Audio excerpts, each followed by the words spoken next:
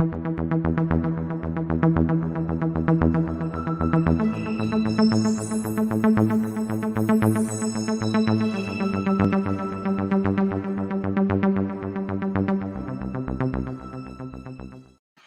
welcome to KT4 Arts Channel, broadcasting live on Facebook and on YouTube. You can join us by sending in questions during the show. Just press the comments button on the screen. Don't forget to click the like or share button. If you're watching on YouTube, please click to subscribe to channel KT4. Let's have a little look at a short video before I introduce today's special guest. This is me. Look out, 'cause here I come. And I'm marching on to the beat I drum. I'm not scared to be seen. I make no apologies. This is me. When the sharpest one's gonna cut me down, I'm gonna send the blood, gonna drown him out.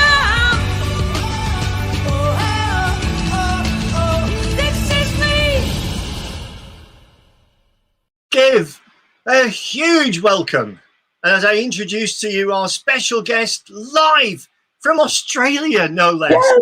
It's Lisa Crouch. Yay! Lisa, how's it going? Good, Graham. How are you? I'm tremendous. All the better for seeing you, Lisa. I can't believe you're all the way on the other side of the planet and I'm talking to you. I know, neither can I. And actually, it's so clear as well, and there's no time delay. There's nothing. It's just rolling, really. I'm so great to see you. It really Wonderful. is. Wonderful to catch up with you. Yeah. Do you know something? We met on a cruise ship, which was the Queen Elizabeth, in March 2019. And actually, I think I've got a picture. Yeah. Right? And this is... there we are. Yeah, there we are. And that picture was taken in Picton in New Zealand. Right. And it's at the top of a hill. Yes, and I remember we went for a big walk. We did go for a big walk. And in fact, you called it a hill. I called it a mountain. You left the ship a couple of days later, leaving me on board. And my legs were so stiff. It was incredible. But anyway, here's a picture of you on the cruise ship. There you go. Yes. That's great stuff, isn't it? Right. That's all good. But actually, what I'm really interested in is to know how you got involved in our entertainment business and, of course, the cruise industry.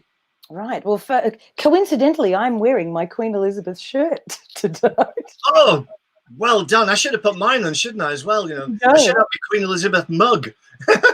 Yes. Well, I got into entertainment quite by accident. I studied music after school, and then I was teaching high school music and drama, and I went to a venue 5 minutes from my house, and they happened to have a talent quest in the background. I could hear a big band playing, and I went, "Oh, this sounds great!" So I went in and had a listen, and they put an announcement over the broadcast system. We need an extra person to be in the talent quest, and I said, "Oh, I'll do it." So I went on and sang a couple of songs with the band, which was great fun, and I won. So I then I went into the rest of the competition, and I had the semi-final and the final, and then a very famous Australian cabaret performer named Jan Adele was the judge, and she gave my name to an agent, and the agent took me on, and later on, here we are. So that was 20 years ago. No, it can't have been 20 years ago, Lisa. But congratulations on winning the competition. How good was that? Yeah. It was good fun. They were a good band too. It was great. Was it? Okay, that's good. Now, let's have a look. Let's go back in time a little bit, Lisa.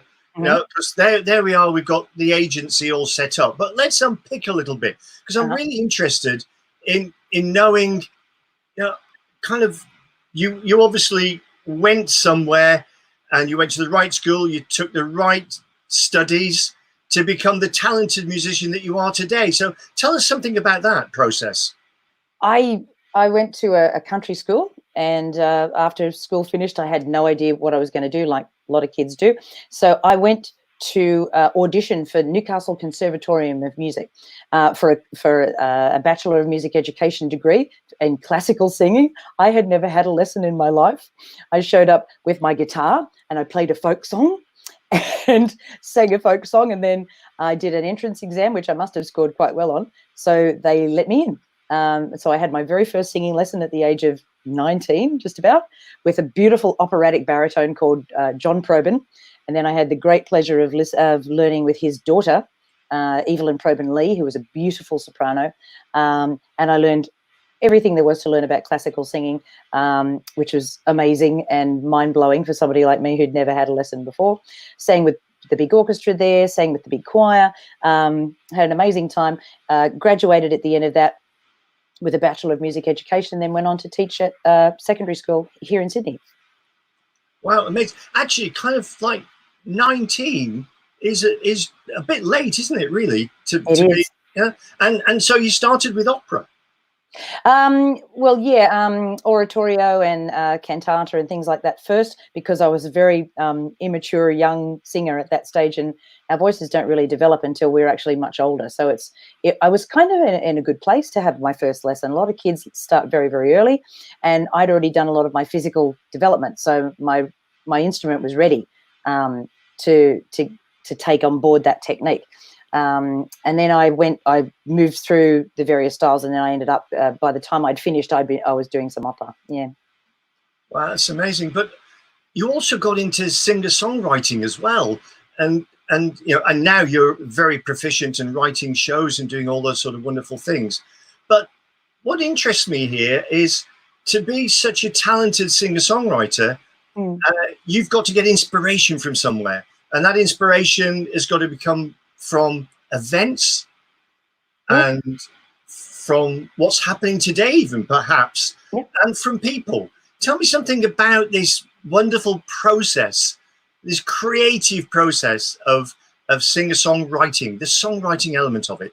Right. It's I'm probably the least natural songwriter there is in the whole world. There's a story about, I think it's Neil Sedaka, that he would sit in a room for hours and hours and it would pour out of him like trying to get blood out of a stone. It was really, really difficult. And I'm a bit like that. I can't just sit down and write a song. Like Sia, our wonderful Australian composer here, who's written hit songs for Beyonce and all these other people, she can sit down and write a song just like that. And I envy that so much. But you're right. Sometimes it's a phrase somebody says, it's a picture, it's a situation like we're in right now. We've had this lockdown and things have been crazy in the world. I sat down and wrote a song about it a couple of weeks ago, and that was my reaction to what was going on right now. I had somebody say 2 words to me one time, and I came straight in here into my little office, and I sat down and wrote a song about it. My friend had his first little baby girl, and I wrote a song about it. So things that happen that sort of give you that little spark, which, if you're lucky enough, it comes out at the end as something that's quite useful. Yeah, absolutely. So I can't really get where you're coming from with this, because I write as well, but I write, instrumentally. Yeah. And sometimes recently I did would you believe, a graduation song for a college in America. A graduation tune, not a song, right? A tune. And I actually go through this kind of, I call it the gestation period, when I know I've got a deadline coming up where I've got to have this done. And it's kind of like 3-4 weeks, 5 weeks, whatever, downstream. And here I am now, and I start thinking about it, and it's a blank canvas, and I'm thinking, okay, start thinking of ideas. And it's as if my inner self has got to kind of work it all out.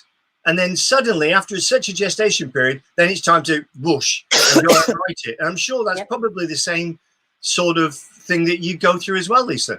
Yeah, absolutely. Sometimes the little spark comes, pardon me, and I have to keep humming it over in my head because I'll forget, or I get my phone out and I sing a little bit into the phone, an idea of a bass line or an idea of a chorus words or chord progression or something like that, and I have to get it written down somewhere. And odds are, if I actually start to sit down and do it, I'll get through to the end of the process. But if I have a little idea and then I sort of put it aside for a bit, I either forget it or it stays on my phone and I come across it weeks and weeks later. Sounds amazing. Hey, look, I've been reading rave reviews about your latest stage show, which is called Constant Craving, the music of KD Lang. Yes. Before you tell our viewers how it came about, Lisa, I've got a little clip. Do you mind if I show it? Oh, please. Okay, here we go. Hey everyone, Lisa Crouch here. Before we go any further, for those of you who really need it, KD Lang was born Catherine Dawn Lang in Consort, Alberta in 1961. She shot to fame with the Roy Orbison duet Crying,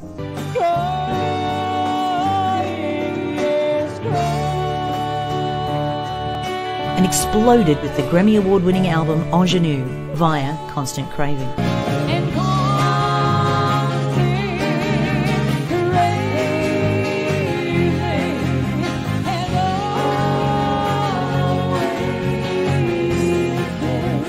This is our tribute to that voice.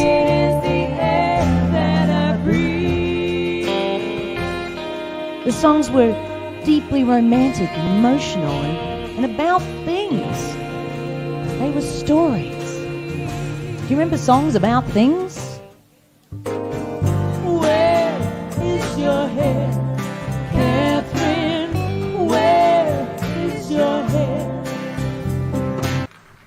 Love, soft as an easy chair. Love. Can't think of another one.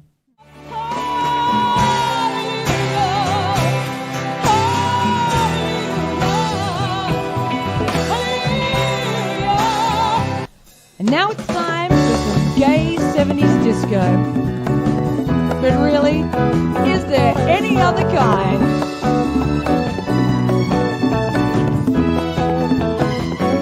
Whenever I hear goodbye. Celebrating the 25th anniversary of the Grammy Award-winning album Ingenue, join me and my 7-piece band in the world's only tribute to the incredible KD Lang.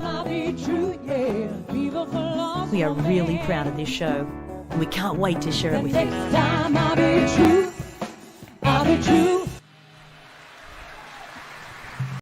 Go on now, go. Walk out the door. Just Sorry about that. That just shows we're live. Wasn't that? That's great. I was going to ask you a question. One thing you said about what I really liked there was you said it's a song about things. Yes. You know, it's telling stories, and that's a great thing about it. Now, I think the show was running in February, wasn't it? Just before we, so obviously you got a whole ton of cancellations and everything. Yeah, like everybody else did. And we were just kind of getting it out there. It was our first few shows that we'd done, and our last big one that we did, we pretty much locked down almost immediately after that happened, which was a real shame because we were getting a bit of a roll on. But I'm so excited about it because it's a really unusual group of songs, and the instrumentation is interesting. We've got a pedal steel guitar, we've got acoustic guitar, mandolin, vibraphone. Our percussionist is playing a big calfskin drum, and all these other interesting things. We've got a double bass with electric bass. We've got synthesized accordions, flutes, pianos, and then my wife plays the bassoon. So that's in there as well. So it's a really unusual group of instruments to write for. Yeah, it really is kind of, I'll call that an eclectic bunch of instruments. Yes. That kind of works with it. But I mean, how long did it take you to conceive and put that show together? I've been working on it for a while because lots of people say to me, which is very flattering, wow, you sound like KD Lang, which I immediately thought, how amazing. But then I thought, well, you know what? We saw her.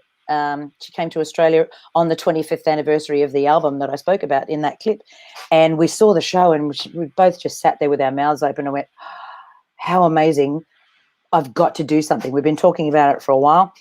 So I set myself the task of arranging and transcribing all the songs from that album, plus songs that I thought people could relate to if they weren't super fans of KD Lang. So things like The Air That I Breathe by the Hollies and Constant Craving, which was a hit here in Australia.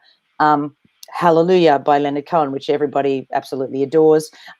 She did a version of What's New Pussycat by Tom Jones. All these Teardrops by Wamak and Wamak. She's done it. I Will Survive. All sorts of things. So I picked songs to go along with that album that I thought people could really relate to, and then I tried to work a way to put those together.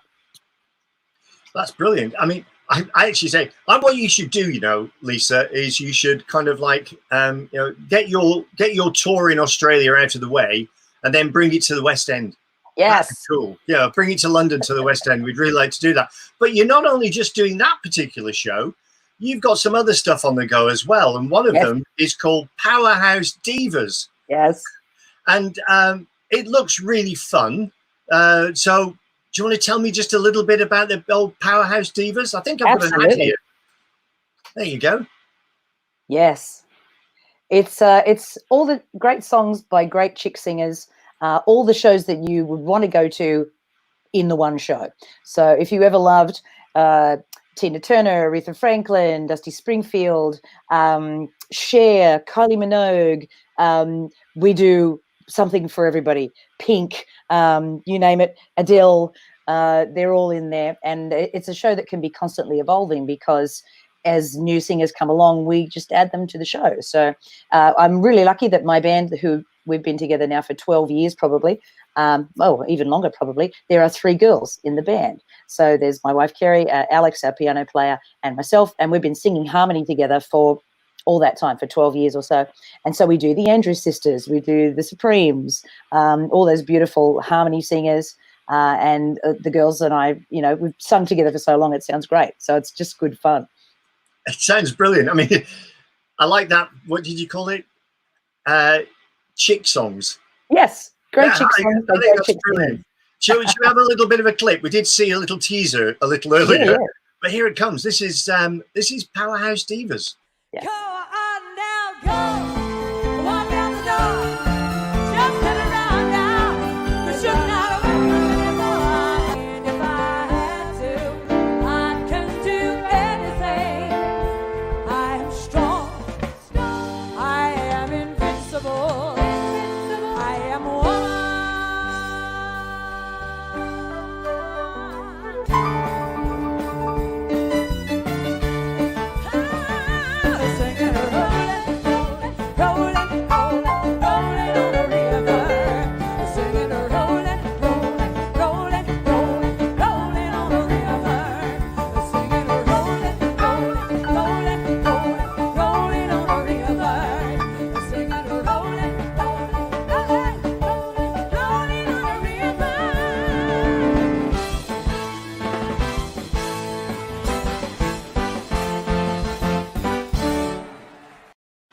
I've got to say, that looks so much fun.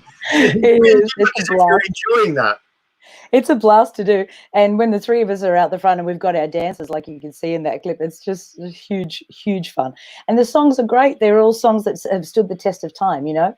And whenever you start one, you can hear people go, yeah, I like that song. And they start to sing along. So it's good fun. And just to represent some of those artists that maybe people haven't seen for a long time too.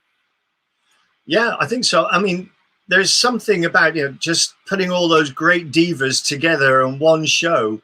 And as you said, the hits just keep coming. Yes. And, you know, from the audience perspective, it's just kind of, wow, another one. You know, I think it's a brilliant show. I mean, I've looked at quite a few clips in the last couple of days of it, you know, because I've been engrossed in Lisa, you know, to get all these shows together. And it's been absolutely brilliant. There is one other aspect, of course, because we have to talk about this, you know, COVID-19 thing. But before we get right into what you're doing, actually, from my perspective, I think that the social media during COVID-19 has actually come of age in a strange sort of way.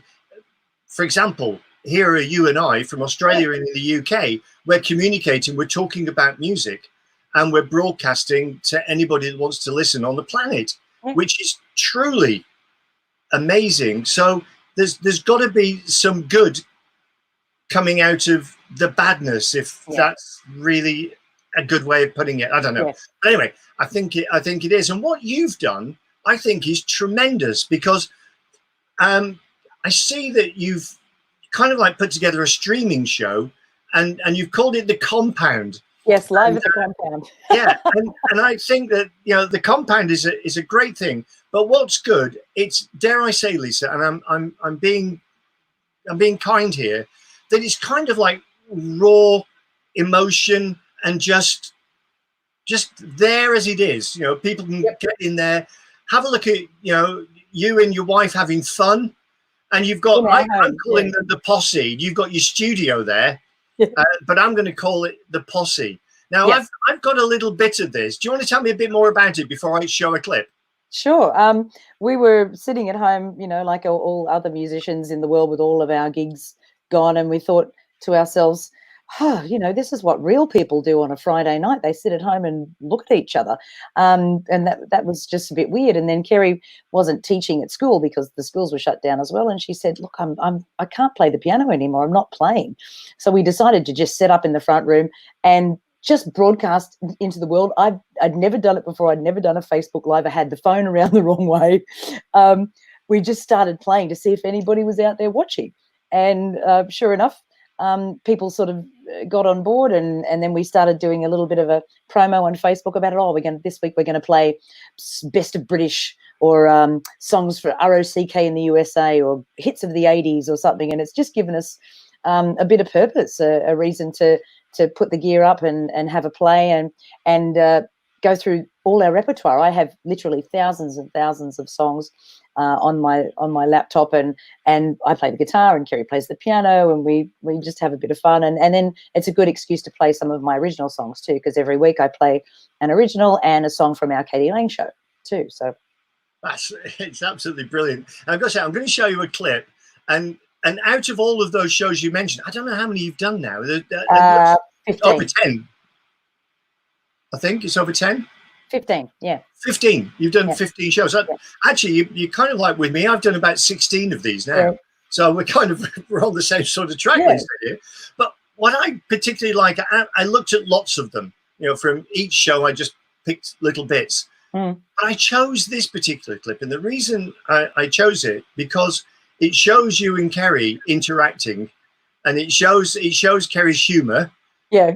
And it shows the fun that the two of you are having in the making this live stream work. And I just think it's just brilliant. I'm going to show it now, okay? Okay. We're going to get you guys involved. So it's going to be like spin the wheel. We've got a number of songs from -1, don't ask me why, -1 to 55. And we're going to spin the wheel, and whatever number comes up is the song we're going to do. So we've spun the wheel, and the studio audience have chosen 13. Yeah. So we're going to go with number 13. So let's start at the high point, people. It is a good one. It's all of them good ones. And this way, Kerry can't whinge about not knowing what's going on, because look, there's a list. And all she has to do is follow the numbers. Yes, but the problem is I don't know what number you're going to call. So it'll be just like a regular gig. Perfect. It'll be awesome. All right, so here's number 13. Now, list of most requested songs. So I'd like to know if you got the notion. Say I'd like to know if you got the notion. Rock the boat, don't rock the boat, baby, rock the boat. Don't take the long over, rock the boat, and don't rock the boat, baby, rock the boat.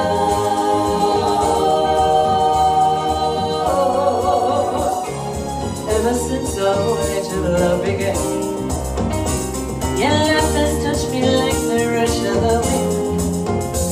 Your arms have held me safe from a rolling sea. It's always been a quiet place. Our love is like a ship on the ocean. We've been sailing in a cargo full of love and devotion. So I'd like to know where you got the notion. Say I'd like to know where you got the notion. To rock the boat, baby, rock the boat. So tip the boat over, rock the boat, and don't rock the boat, baby, rock the boat.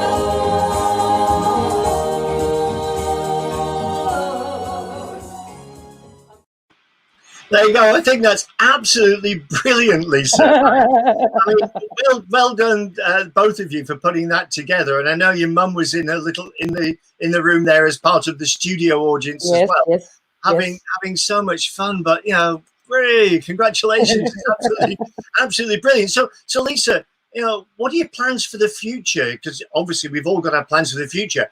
And a little birdie tells me you're writing another show. Tell me all about that.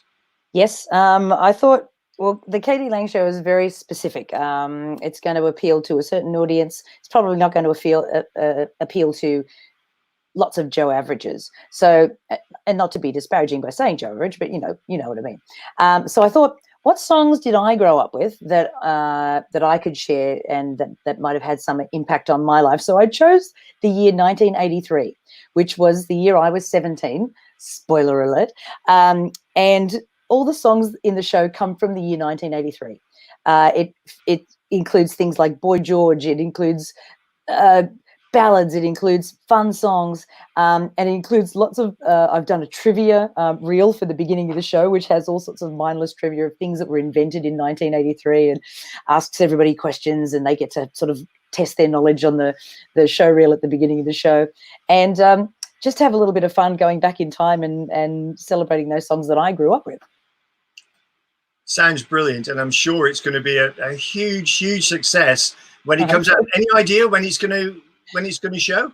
No, I've got probably a handful of charts left to write, which I've been on the back burner while all this has been going on, and I was learning how to use Keynote and iMovie to put my reel of trivia together, because that's something I've been teaching myself while we've had nothing else to do. And so I've come up with a really good kind of pre-show reel and trivia thing for that. And in the meantime, while I'm not singing, I'm a coach at a gym. So we've been giving gym classes via Zoom. So I've had that to do as well while we've been here at the house. So and in a local park in the very, very cold, because for us it's winter here. So it's 4 degrees, which is probably hot for you, but 4 degrees outside for us at 6 o'clock in the morning is we're in the fetal position in Australia. That's too cold. Well, do you know something? It's overcast here in London, and we're going to hit a balmy. I'm going to get the sun cream out, because we're going to hit a balmy 20 degrees. So it's going to be we've got, and actually on Saturday.